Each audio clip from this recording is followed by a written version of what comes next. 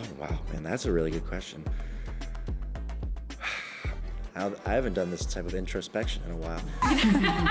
That's a really horrible way to ask that question, I think. Being like, guys, it's okay. Like, no one's gonna tell mom. Like, Do I think it warranted parent reaction? Absolutely And not. it's biting, and it's visceral, and it's emotional. I can talk about that. Yeah. That's easy. Okay. Syncing up the audio and video. You're pro. Yeah.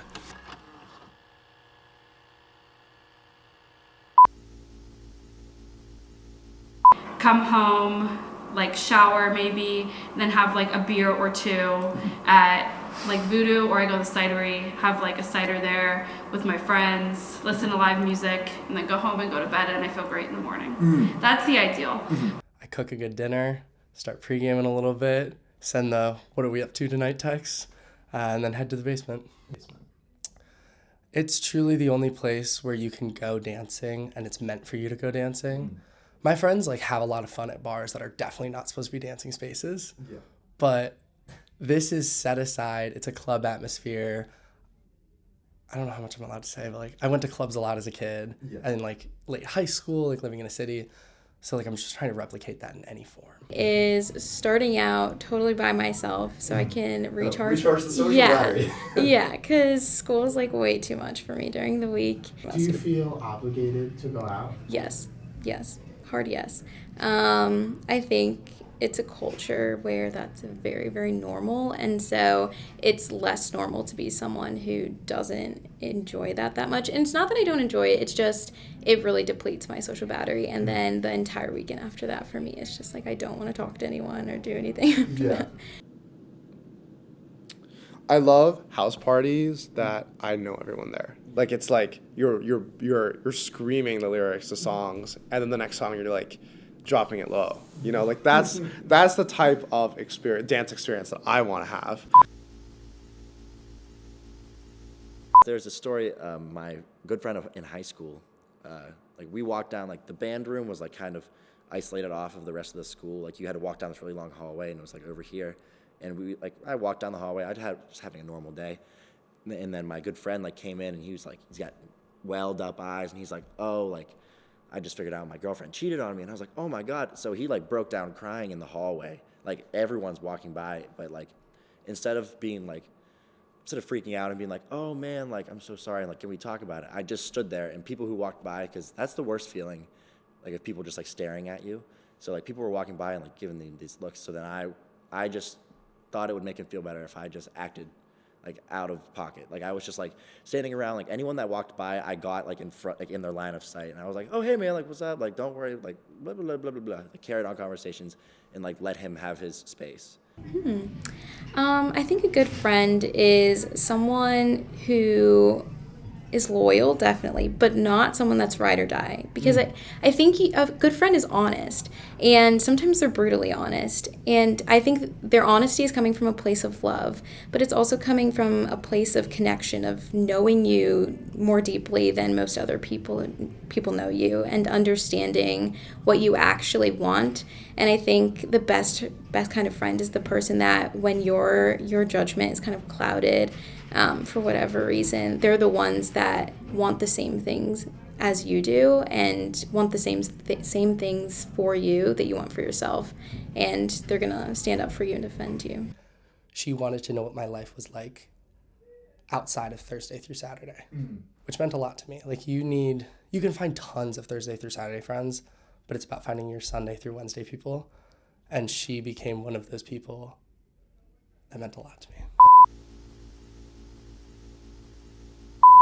I think one of the biggest things was that there was definitely like an ego check, which, you know, I finished at Thon this past year, and then I had about a month and some change of just solid down in the dumps, but reflection.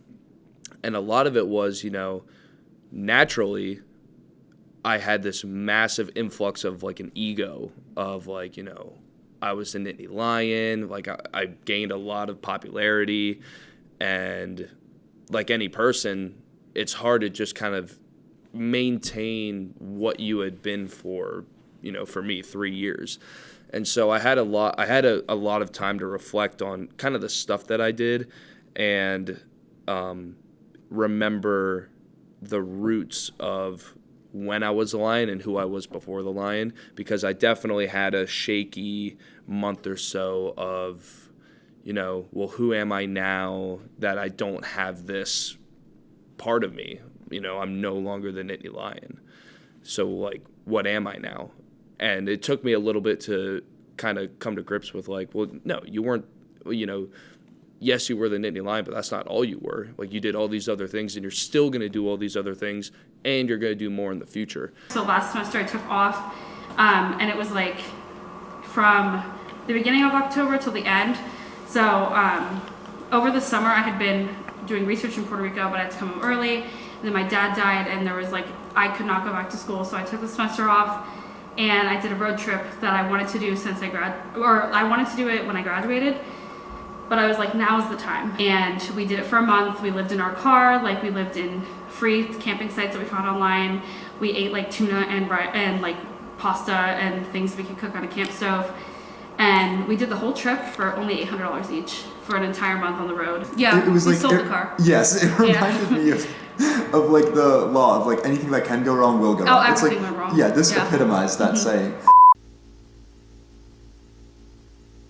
I would tell him to just have fun with it. At that point, I had no idea if Penn State was going to be in my top 3 favorite schools. I'd never been to Pennsylvania before.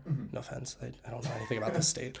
And so I really wish I leaned into it and because I would think of moments where I should have talked, and I could think of moments where I could interject myself or make my personality bigger or more authentic.